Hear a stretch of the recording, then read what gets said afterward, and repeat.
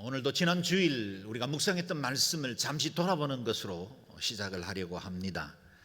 사도 바울은 육체는 편치 못했고 사방으로는 환난을 당한 상태에서 밖으로는 다툼이 있었고 안으로는 두려움을 가진 채 마케도냐 지역으로 이동을 했다는 말씀을 우리가 묵상을 했죠. 거기서 고린도 교회로 파견되었던 제자 디도를 만났고 그가 가져온 좋은 소식으로 인해서 그는 큰 위로와 기쁨을 얻게 되었다라고 고백합니다. 고린도의 성도들은 사도 바울이 보낸 마음의 큰 눌림과 걱정으로 썼던 눈물의 편지를 받아서 읽고는 마음에 큰 근심과 부담이 있었지만 이 모든 것들을 하나님의 뜻대로 하는 근심 곧 경건한 슬픔에 따라 회개하고 마음을 돌이키게 되었습니다. 비온 뒤에 땅이 굳어진다고 하지 않습니까? 그동안 근심과 염려로 틈이 나버렸던 고린도 교회와 사도 바울의 관계가 더 견고하게 되었고 이전보다 더 신뢰할 수 있게 되었습니다. 그래서 지난주에 우리가 묵상했던 마지막 절 바울의 고백을 보십시오. 나는 여러분을 전적으로 신뢰할 수 있게 돼 기쁩니다. 그동안의 근심과 두려움이 사라지고 오늘날 우리가 맞이하는 이 봄 기운처럼 그들 안에 마음에도 관계에도 새로운 희망이 시작되게 된 것입니다. 이어지는 8장과 9장은 고린도 교회가 약속한 구제 헌금에 관한 말씀들이 2장에 걸쳐서 길게 이어집니다. 이번 강해 스케줄에서는 이 부분을 강의하지 않게 되었지만 우리가 하나님께 드리는 헌금에 대한 자세 그리고 의미에 대해서 깊은 메시지를 얻을 수 있는 본문입니다. 그냥 지나가기 전에 요약해서 잠깐만 돌아보면 당시 복음이 시작되었던 예루살렘 지역에 큰 가뭄이 임했고 글라디오 황제 때다 그랬습니다. 그때 큰 가뭄이 임했고 가난한 성도들은 더 극심한 어려움에 빠지게 되었다라는 겁니다. 바울은 예루살렘 교회로부터 복음의 빚을 졌던 이방의 모든 교회들이 예루살렘 교회가 갖는 그 어려움과 가난을 함께 거룩한 부담을 갖고 헌금으로 동참해서 지원해 주기를 요청했습니다. 바울이 머물렀던 이 마게도냐 지역 빌립보, 데살로니가, 베레아 교회들이 있던 그 지역의 성도들이 그야말로 자신들도 극심한 어려움 중에 있었지만 힘을 다해 헌금을 모았고 그것으로 예루살렘 교회를 위한 지원을 하게 되었다라는 겁니다. 이 아름다운 본을 따라 고린도 교회도 그들의 사랑을 나누기를 바란다라고 독려하고 있는 것입니다. 뿐만 아니라 1년 전에 이미 헌금하겠다고 약속했던 그 작정 헌금이 내가 갔을 때 잘 거두어져서 예루살렘에 있는 가난한 사람들을 위해서 쓰여질 수 있도록 도와달라 그런 말씀을 나눕니다. 그래서 9장에 6절에서 8절 말씀만 같이 읽어보겠습니다. 시작. 이것이 바로 적게 심는 사람은 적게 거두고 많이 심는 사람은 많이 거둔다는 말입니다. 각자 마음에 정한 대로 하되 아까워하거나 억지로 하지 마십시오. 하나님께서는 기쁨으로 내는 사람을 사랑하십니다. 하나님은 여러분에게 모든 은혜를 넘치게 하실 수 있는 분이십니다.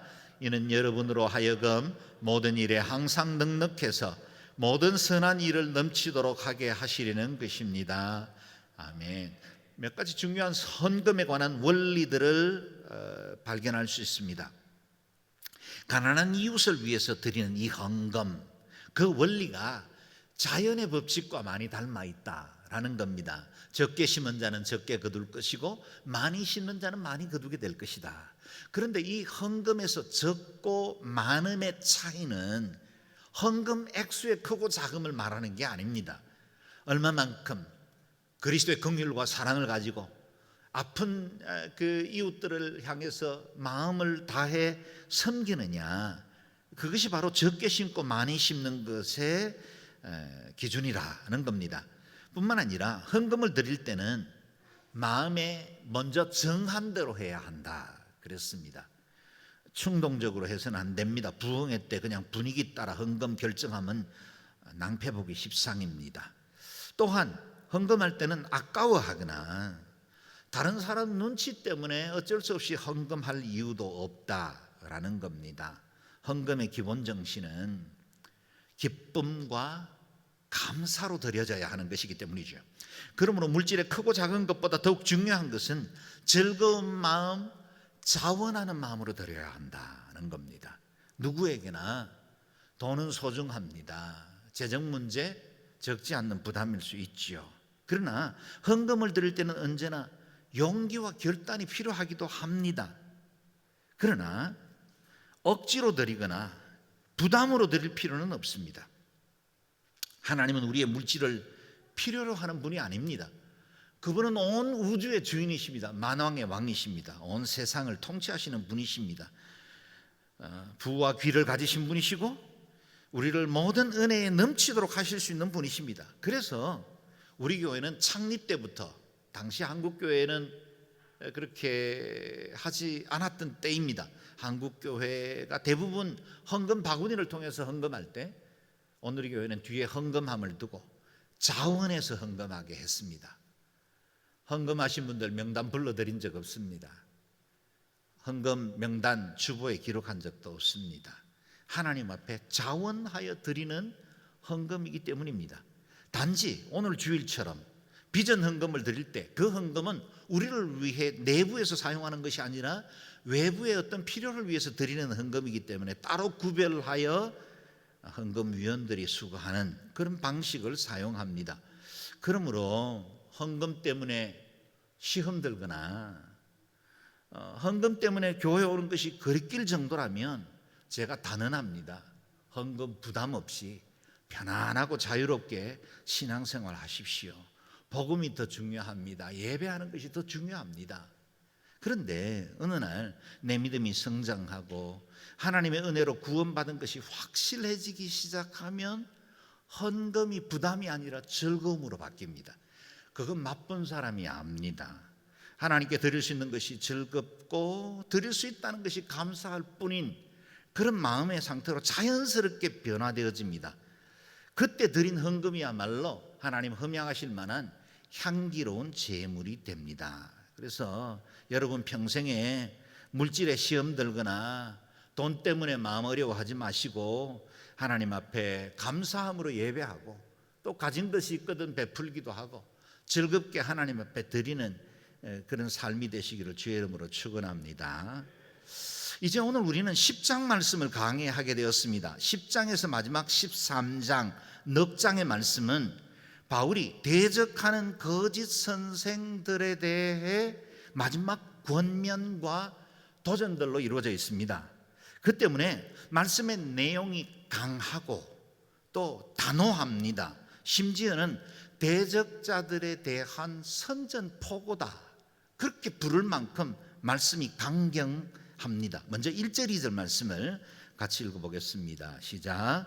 여러분과 얼굴을 마주 대하고 있을 때는 유순하나 떠나 있으면 여러분에 대해 강경한 나 바울은 이제 그리스도의 온유와 관용으로 친히 여러분에게 권면합니다. 내가 여러분에게 요청하는 것은 내가 여러분에게 갈 때 우리가 육체를 따라 행한다고 여기는 사람들에게 내가 단호하게 대처하는 것 같이 여러분을 강경한 태도로 대하지 않도록 해달라는 것입니다. 아멘. 고린도 성도들을 미혹하던 거짓 교사들이 사도 바울에 대해서 비난하던 내용들이 참 여러 개가 우리가 그동안 묵상하는 동안 살펴보았는데 오늘 본문에도 두 가지의 또 다른 비난이 있다는 것을 유추하여 알 수가 있습니다. 첫 번째는 바울은 사람들 앞에서는 말도 제대로 못하더니 안 보이는 곳에서는 편지를 쓸 때 큰 소리 강경하게 이야기한다는 겁니다. 이중적 태도를 비난하는 것입니다. 얼굴을 마주하고 있을 때는 유순하나 떠나 있으면 여러분에 대해 강경한 나 바울은 그 사람들이 비난했던 내용들을 그대로 인정하고 수용하면서도 실제로 그 자신의 마음속에 있는 순전한 마음을 보여주고 싶었던 겁니다. 아마도 사도 바울이 두 번째 고린도 교회를 방문했을 때 있었던 일, 그것 때문에 공격하는 것 같습니다. 고린도 전서를 전달하기 위해서 고린도를 방문했던 디모데가 첫 번째 그 방문에서 돌아와서는 고린도 교회 문제가 심상치 않다는 보고를 합니다. 바울에 대해서 공격하는 사람들도 있었고 진리의 말씀인 그 말씀이 미혹되어서 왜곡되게 사람들에게 전파되고 있었다라는 겁니다. 바울은 급히 고린도를 방문합니다. 그리고 그곳에서 그는 큰 충격을 받았습니다. 대적하는 거짓 선생들이 그를 면전에서 비난하고 모욕하고 있는데도 일부 성도들은 동조하고 있었고 일부는 침묵하며 지켜만 보고 있었다라는 겁니다. 영적 압이 되었던 바울은 이 일로 인해서 마음에 큰 충격과 실망을 가졌습니다. 사랑하는 성도들이었기 때문에 차마 그 자리에서 그들을 강하게 꾸짖지 못한 채로 아픈 마음을 안고 에베소로 돌아옵니다. 그리고 쓴 편지가 우리가 몇 차례 언급했던 눈물로 쓴 편지였습니다. 그 편지를 보낸 이후에 사도 바울이 후회할 정도로 내용은 가히 엄중했습니다. 바울의 애타는 마음도 담겼지만 강한 책망이 담겨 있는 편지였습니다. 이와 같은 바울의 양면적 태도에 대해서 반대자들이 비난하고 있었다라는 겁니다. 심지어 그가 쓴 편지와는 달리 직접 대해 보면 별 볼 일 없는 사람이다 그렇게 비난하기도 했습니다. 오늘 본문 이후에 나오는데 10절에는 이렇게 언급되어 있지요. 어떤 사람들은 말하기를 그의 편지들은 무게가 있고 힘이 있으나 직접 대해 보면 약하고 말도 시원치 않다라고 말합니다. 이 또한 비난의 일부분 중에 하나지요. 바울의 외모나 그의 가르침에 대해서 악의적으로 폄하하고 있는 것입니다. 2세기에 쓰여진 것으로 보여지는 바울과 헤글라라는 책에는 사도 바울의 외모에 대한 기록이 얼마간 나와 있습니다. 거기에 바울의 외모에 키는 그리 크지 않았고 다리는 안짱다리 같이 걸을 때는 부자연스러운 걸음을 걸었습니다. 눈은 컸고 양 눈썹이 서로 붙어 있었습니다. 매부리 콥니다. 당연히 외모는 멋지지 않았겠죠. 매력적인 모습은 아니었습니다. 특히나 고린도 지역에서 활동하던 아볼로는 굉장한 철학자이고 성경 지식뿐만 아니라 헬라 철학에도 능했던 사람이라 특별히 웅변술에 뛰어난 사람이어서 많은 사람들을 감동시켰습니다. 그 아볼로에 비하면 사도 바울의 그 말씀의 능력은 있었지만 화술은 그리 유창하지 않았던 것 같습니다. 다시 말하면 사도 바울이 가르쳤던 것과 그의 설교를 비난하고 있었던 거죠. 바울은 자신에 대해서 비난하는 것을 그대로 수용하되 그러나 강경하게 말하지 못했던 것은 그에게 권리나 능력이 없어서가 아니라 그들을 사랑하는 그의 마음 때문이었다라는 것을 오늘 본문을 통해서 간접적으로 보여주고 있는 것입니다. 그래서 오늘 본문에 보면 그리스도의 온유와 관용으로 권면했다 그렇게 말합니다. 부모의 마음이지요. 부모님은 때로는 아이들 음악에 꾸짖기도 하지만 그러나 그 동일한 부모가 때로는 자녀들을 사랑으로 모든 허물도 덮어주려는 것이 부모의 마음 아니겠습니까?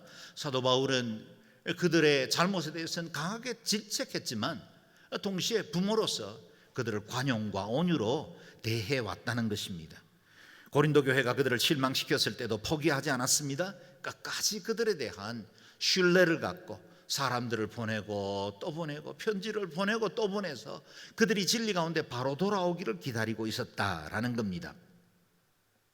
이와 같은 거짓 교사들의 두 번째 비난은 바울은 영적이지 못하고 육체를 따라 행한다라고 비난을 했다는 겁니다. 바울이 고린도 교회를 방문하려고 했던 그 계획이 바뀌면서 그의 행동이 경솔하고 일관성이 없고 세상적인 기준을 가졌다라고 비난하는 사람들의 이야기가 있었다라는 겁니다. 복음으로 고린도 교회를 낳았고 그동안 수많은 수고와 사랑으로 돌봤던 바울 편에서 보면 정말 낙심될 만한 일이고 억울한 일이 아닐 수가 없습니다. 믿었던 사람들에게 배신당하고 그동안 참고 기다려 주었는데 어느 날 뒤통수 때리는 일들 만나면 서운하죠. 분한 마음이 일어나는 것 당연합니다. 그런 중에도 바울은 거짓 교사들과 거짓 가르침에 대해서는 단호하겠지만 고린도 교회 성도들에게는 언제나 온유와 관용으로 대하고 싶었습니다. 그래서 내가 방문했을 때 또다시 여러분을 강경하게 대하지 않도록 미리 마음이 돌아오고 회개하고 준비해 주기를 바란다라고 부탁하고 있는 겁니다. 여러분을 강경한 태도로 대하지 않도록 해 주십시오. 그렇게 부탁합니다. 바울이 데살로니가 교회에 쓴 편지에서 그가 스스로 개척된 교회와 성도들을 어떤 마음으로 대하고 있는지를 엿볼 수 있는 중요한 말씀이 있습니다. 데살로니가전서 2장 7절 8절 말씀인데요, 같이 읽어보겠습니다. 시작. 우리는 그리스도의 사도로서 권위를 세울 수도 있었습니다. 그러나 우리는 여러분 가운데서 유순한 사람들이 돼 유모가 자기 아이들을 돌보는 것 같이 했습니다. 여러분을 이토록 사랑해 하나님의 복음은 물론 우리의 생명까지도 여러분에게 주기를 기뻐했습니다. 이는 여러분이 우리에게 사랑받는 사람들이 됐기 때문입니다. 아멘. 그는 사도로서 권위를 주장할 수 있었지만 마치 어머니가 자기 아이를 돌보는 것처럼 온유와 관용으로 성도들을 대하기로 결정한 것입니다. 복음만 나눠준 것 아닙니다. 입으로만 가르친 것이 아니라 생명까지도 나눠줄 준비가 되어 있다고 말하고 있습니다. 우리에게도 결코 쉽지는 않겠지만 우리 성도들 안에 만약 우리가 서로에 대해서 이와 같은 관용과 온유로 대할 수만 있다면 교회 내에 일어날 수 있는 관계 안에 많은 문제들 해결하고 덕스럽게 풀어나갈 수 있지 않을까요? 내가 갈고 닦은 인격과 성품이 아니라 그리스도께서 우리에게 보여주셨던 그 관용, 그분의 온유함을 소유하고 서로를 바라볼 수만 있다면 아마 많은 허물들 덮을 수 있고 더 큰 사랑으로 성령의 매는 줄로 하나 되니까 하신 것 끝까지 지켜나갈 수 있게 될 것입니다. 그렇다면 바울이 어떻게 그리스도의 온유와 관용으로 성도들을 대할 수 있었을까요? 바울이 붙들고 있었던 아주 확실한 비결 하나가 있습니다. 그것이 바로 3절에서 5절 말씀에 나오는데 같이 읽겠습니다. 시작. 비록 우리가 육체를 입고 살고 있지만 육체를 따라 싸우지 않기 때문입니다. 우리가 가지고 싸우는 무기는 육체에 속한 것이 아니라 견고한 요새를 무너뜨리는 하나님의 능력입니다. 우리는 모든 궤변을 무너뜨리고 하나님을 아는 지식을 대적해서 스스로 높아진 모든 주장을 무너뜨리고 모든 생각을 사로잡아 그리스도께 복종시킵니다. 아멘. 사도 바울 역시 인성을 가진 사람입니다. 육체 안에 살아야 했기 때문에 세상 사람들이 살아가는 방식, 또 세상 사람들의 관계 원리들, 그 세상을 작동시켜 나가는 정신들이 왜 그의 안에도 없었겠습니까? 그도 영향을 받습니다. 그러나 나는 육체를 따라 살지 않을 것이라고 분명하게 선언을 한 것입니다. 바울은 그동안 자신의 사도 직분을 변호할 때 언제나 수비수처럼 뛰었습니다. 그런데 오늘 본문 말씀을 보면 그가 이제부터는 전세를 주도해서 공격수로 전환되었다는 사실을 알게 됩니다. 선전포고를 통해서 대대적인 공세를 시작합니다. 그가 지금까지 치러왔던 전쟁, 그 수많은 다툼, 갈등, 근심, 염려, 그것에 대해서 선전포고를 했는데 그 선전포고가 사람을 대한 것이 아니었다는 거예요. 육체를 따라 육체 안에 일어나는 싸움이 아니라 영적인 전쟁으로 이 모든 사실들을 간주했다라는 겁니다. 그가 직면했던 수많은 대적자들의 비난과 공격은 배후에 하나님의 복음과 교회를 무너뜨리려는 악한 자 마귀의 공격이라는 사실을 그는 너무나 잘 알았던 겁니다. 그래서 하나님의 전신갑주를 입은 자로서 이 전쟁에 필요한 무기는 육체에 속한 것이 아니라는 사실을 분명하게 선언합니다. 그도 다른 거짓 교사들처럼 무장할 만한 무기들이 많이 있었습니다. 최고의 학문을 소유한 사람이었습니다. 헬라 철학에 능했습니다. 정통 유대인 중에 유대인이었습니다. 히브리인 중에 히브리인이었습니다. 그리고 로마 시민권을 가지고 전 세계를 통치하던 로마의 권력도 가지고 있던 사람입니다. 그런데 그 모든 육체적인 무기들은 다 내려놓았습니다. 왜요? 이 싸움은 영적 전쟁에 해당되는 것이었다는 걸 너무나 잘 알고 있기 때문이죠. 그래서 그가 고백합니다. 우리가 가지고 싸우는 무기는 육체에 속한 것이 아니라 견고한 요새를 무너뜨리는 하나님의 능력입니다. 자기 소욕을 이루기 위해서 싸우지 않았습니다. 자신의 힘과 지혜로 싸우려고 하지 않았습니다. 자신의 권위를 지키려고 싸우지 않았습니다. 진짜 복음을 경험한 사람은 육체를 따라 싸우지 않습니다. 오히려 육체적인 것에 사람들과의 관계 안에서 일어나는 건 손해보고 맙니다. 좀 더 희생합니다. 자기가 싸워 얻을 수 있는 권리도 있고 그만한 자격을 갖추었다 해도 권리 포기할 줄을 아는 사람입니다. 그 힘을 사용하지 않습니다. 마치 그리스도께서 12군단이나 더 되는 하늘의 천군 천사를 동원하실 수 있는 분이었지만 가장 무능한 자처럼 십자가에 못 박혀 엘리엘리 라마 사박다니를 외치시면서 돌아가셔야만 했던 것과 같습니다. 그래서 우리는 예수 바보 행전을 써 내려가기 위한 공동체입니다.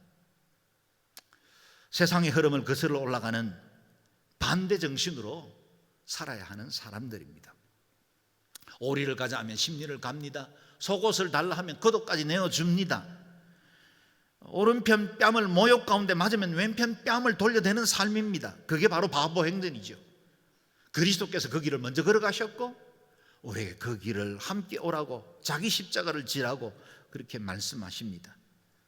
우리 역시 그렇게 대단한 희생, 사람들에게 자랑할 만한 손해 부어가면서 진리를 지킨 사람들은 아니지만 그러나 그리스도를 나의 주라 고백하는 모든 사람들은 이 같은 삶의 정신으로 따라가야 합니다. 그리고 육체적인 것에 대해서는 언제나 육체로 싸우지 않겠다는 믿음의 결단이 필요합니다. 사람들끼리 쌓인 오해들, 관계들 풀려고 하면 더 꼬입니다. 실타래가 엉켜서 풀지 못하는 것처럼 더 힘들고 어려운 상황들 만날 때가 많습니다. 그래서 그냥 주님의 뜻 앞에 조아리는 겁니다. 내가 해야 될 말, 하고 싶은 말 꿀꺽 삼키고 주님께서 나의 모든 원통함과 아픔을 이해하시고 받아들여 주신다는 사실, 그리고 의로우신 그 주님이 모든 것을 판단하고 있다는 사실을 믿음으로 받아들이면 이 모든 관계들, 어려움들 이겨낼 수 있습니다. 그렇게 살아내는 동안 전쟁의 승기가 우리에게 돌아오는 것입니다. 우리가 그리스도를 순종하고 그리스도의 정신으로 살아가면 어느새 세상이 우리 앞에 굴복하게 되어 있습니다. 그게 십자가의 원리입니다. 오늘 사도 바울이 선포했던 말씀 다시 같이 읽어보겠습니다. 시작. 우리가 가지고 싸우는 무기는 육체에 속한 것이 아니라 견고한 요새를 무너뜨리는 하나님의 능력입니다. 아멘. 그렇다고 해서 그리스도인들은 무기가 없이 맨몸으로 싸우는 것입니까? 아닙니다. 오히려 그 어떤 첨단의 무기도 비교할 수 없는 강력한 무기를 저와 여러분 그리스도인들은 가지고 있습니다. 그 어떤 견고한 요새라도 무너뜨릴 수 있는 능력, 그것은 하나님의 능력입니다. 우리의 지혜, 우리의 알량한 인격이 아니라 하나님의 능력으로 이겨낼 수 있다 그랬습니다. 미군이 이란이나 북한 같은 적성국가를 겨냥해서 실전 배치해 둔 공대지 미사일 중에는 빅블루라고 부르는 벙커 버스트가 있습니다. 이 폭탄은 지하 60m 속에 파놓은 콘크리트 요새도 벙커도 무너뜨릴 수 있는 파괴력을 가지고 있습니다. 최근에 개발된 이 벙커 버스트는 지하 150m까지 들어가서 폭탄을 터뜨려 그 벙커를 무너뜨린다는 그런 보도를 검색을 통해서 봤습니다. 정말 강력한 무기죠. 그 요새 앞에, 그 무기 앞에 숨길 만한 요새가 어디 있겠나 그런 생각이 들 정도입니다. 그러나 여러분, 우리 하나님의 능력은 이 모든 무기보다 더욱더 강력한 권세를 가지고 있습니다. 하나님의 능력이 무엇입니까? 저와 여러분에게는 십자가의 능력입니다. 예수 그리스도의 보혈의 권세입니다. 예수 그리스도의 이름으로 말미암는 능력입니다. 이전에 사도는 고린도 교회에 하나님의 능력이 무엇인지를 분명히 밝힌 적이 있습니다. 고린도전서 1장 말씀인데요, 같이 읽겠습니다. 시작. 십자가의 말씀이 멸망당하는 사람들에게는 어리석은 것이나 구원받는 우리에게는 하나님의 능력입니다. 아멘. 십자가가 하나님의 능력입니다. 모든 저주와 사망, 모든 인류에게 계속해서 이어져 왔던 모든 사망의 권세를 무너뜨릴 수 있는 가장 강력한 권세, 그 능력이 십자가를 통해서 우리에게 주어진 것입니다. 그래서 십자가를 나를 위한 대속의 은혜로 받아들이는 모든 사람들에게는 그 능력이 임합니다. 그 능력으로 우리는 죄의 사슬에서 자유케 되고 영원한 저주받아야 할 그 지옥으로부터 영생의 천국으로 나아갈 수 있는 은혜를 누리게 되었다는 것입니다. 뿐만 아니라 그 이름의 능력은 언제나 예수 그리스도의 이름을 통해서 하나님의 기적과 능력이 드러납니다. 예수께서 광야 40일 금식을 마치시고 마귀에게 시험을 받으신 이후에 3번 다 말씀으로 마귀의 계략을 물리칩니다. 예수의 이름에 능력이 있죠. 내 이름으로 무엇이든지 내게 구하면 내가 행하리라. 그 이름에 능력이 있습니다. 그 이름을 믿는 자는 영생을 얻습니다. 그 이름으로 죄와 용서를 받습니다. 그 이름으로 귀신을 쫓아내고 악한 자를 결박합니다. 70인이 기뻐 돌아와 가로되 주여 주의 이름으로 귀신들도 우리에게 항복하더이다. 아멘. 그 이름으로 인해 심판받지 않고 영원한 생명의 부활을 얻게 됩니다. 은과 금은 내게 없거니와 내게 있는 것을 내게 주노니 나사렛 예수 그리스도의 이름으로 일어나 걸어라. 예수의 이름의 능력으로 기적이 일어납니다. 군대 귀신들이 떠나갑니다. 폭풍이 잠잠게 됩니다.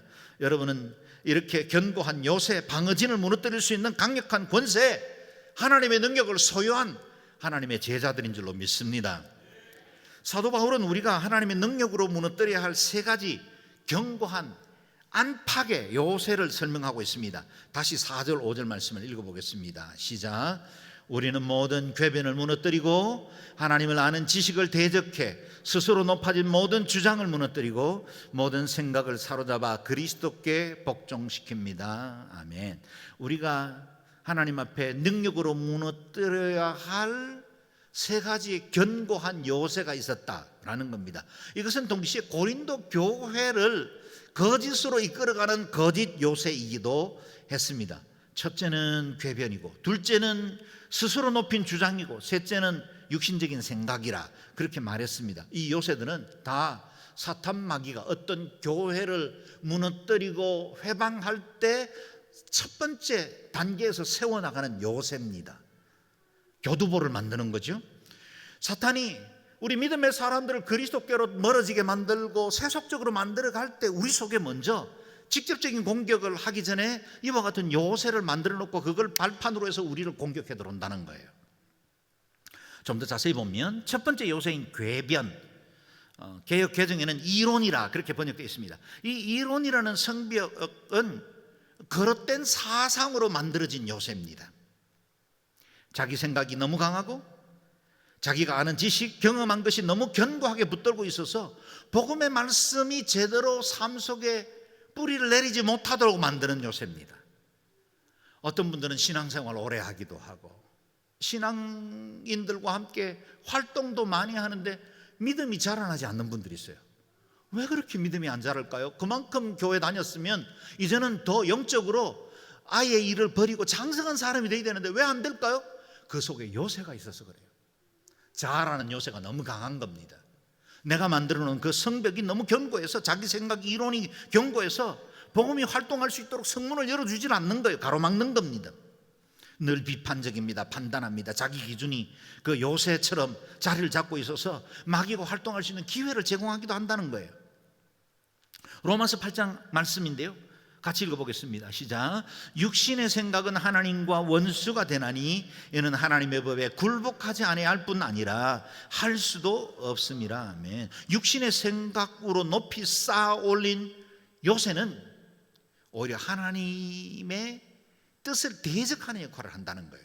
그래서 이 요새를 무너뜨려야 합니다. 하나님의 능력, 성령의 권세, 예수의 이름을 가지고 내 안에 있는 이 요새가 무너져야, 내 안에 있는 이 견고하게 그동안 내가 쌓아 올린 높은 망대가 무너져야 그제서야 하나님의 은혜가 자유롭게 내 마음을 만지기 시작하는 것입니다. 둘째 요새는 하나님을 아는 지식을 대적하여 스스로 높인 자기 주장이라 그랬습니다. 고린도 교회에 들어온 거짓 선생들은 스스로 자기를 높인 주장의 요새 안에 갇혀져 있습니다. 그들은 유대 율법주의자들이었습니다. 율법에 충실했습니다. 그리고 자기들이 믿고 있던 그 신념들을 지켜오다 보니 하나님께서 행하시는 새로운 구원의 역사를 받아들이지 못하고 있었던 겁니다. 하나님 율법을 주실 때 선한 의도가 있었습니다. 그리고 그 율법의 완성으로 아들 예수 그리스도가 오실 것이라는 걸 구약 성경에 수도 없이 예표해 놓았지만 그들은 자구에 얽매여서 그 율법의 틀에 매여서 그 요새에서 예수 그리스도를 받아들이지 못하는 그런 악을 행하고 만 것입니다. 당시에 헬라의 떠돌이 철학자들도 화려한 웅변술, 수사학으로 자신의 성벽을 높였고 고린도 지역에 떠돌아다니던 많은 궤변론자들이 하나님의 복음의 그 진리를 오히려 어리석은 것이요 거리끼는 것으로 만들어버리는 그와 같은 우를 범하고 있었던 겁니다. 그 요새들 때문에 하나님의 복음의 역사들이 일어나지 못하고 있었던 겁니다. 오늘 우리 시대에 진화론은 가장 강력한 요새들 중에 하나입니다. 우리 각 사람들 예수 믿어도 마음속에 학교에서 배운 그것이 마치 진리인 줄 착각하면서 만들어 놓은 요새들이 너무 많다는 거예요. 여러분, 이론 중에 하나일 수는 있어요. 진화론 상당히 근거 있는 부분들도 없지 않아 있습니다. 그러나 진화론은 근본적으로 거짓에서 출발한 것입니다. 그것들이 요새로 만들어져 있으면 창조주 하나님이 제대로 우리 마음속에 받아들여지지 않는 거예요. 세 번째 요새는 세속적인 생각들입니다. 오늘 우리의 시대 정신이 끊임없이 우리를 사로잡아 세속정신 그 요새 안으로 끌고 들어가려고 합니다. 인본주의 생각들, 세속적인 쾌락, 안일주의, 진영주의, 파벌주의, 지역주의, 이단들, 교회를 음해하고 복음을 회방하는 반기독교적 요새들, 무신론자들, 이 모든 것들은 육신적인 생각, 곧 마인드로부터 세워놓은 성벽입니다. 그래서 이 성벽들이 무너져야, 이 성벽들이 요새가 무너져야 온전히 하나님의 역사를 우리가 인정하고 신뢰할 수 있게 됩니다. 주님은 이 세상이나 이 세상의 것들을 사랑치 말라라고 말씀하십니다. 세속의 요새도 무너뜨려야 합니다.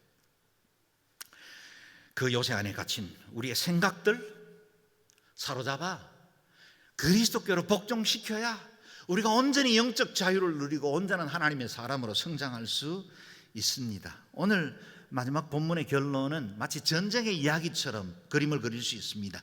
어떤 군대가 성을 정복하면 그 요새 안에 갇혀있던 적군들 무장 해제시키죠. 그리고 포로로 끌고 나와서 자신의 성의 개선 장군으로 그렇게 포로들을 이끌고 들어가는 것처럼 그 장면을 보시면 됩니다. 우리 안에 있는 그릇된 포로가 되어 있는 수많은 생각들이 있죠. 요새로 잘못된 것들이 있죠. 그런 것들을 끄집어서 끌고 나와야 합니다. 무장시켜야 합니다. 내 옛 자아, 과거, 죄성들, 세속주의들, 진화론들 이런 것들을 무장 해제시키고 그리스도께로 끌고 나와야 합니다. 그래서 우리의 생각을 사로잡아 그리스도께로 복종시켜야 합니다. 그래야 온전한 예배자가 됩니다. 내가 무릎 꿇어야 합니다. 내 안에 있는 모든 종교적인 의, 알량한 인격, 수양, 훈련들 다 내려놓아야 합니다. 그래야 하나님의 그 능력으로 우리 안에 있는 요새들이 무너지고 견고한 진을 파하고 새로운 은혜의 세계로 나아갈 수 있습니다. 오늘 예배하는 모든 우리 성도들의 심령 가운데 가지고 있는 그 모든 요새들이 다 무너지기를 바라고 진리로 새로워지기를 바라고 성령 충만하시기를 주의 이름으로 축원합니다. 아멘. 오래된 찬양이지만 오늘 본문을 가지고 지은 찬양이 하나 있습니다. 제가 청년 때 처음 예수를 믿고 그때는 복음성가가 많지 않은 때였는데 그때 너무 정말 뜨겁게 불렀던 행진곡 같은 찬양인데요. 우리들의 무기는 육체가 아니요, 그런 찬양입니다. 같이 한번 찬양을 불러보겠습니다.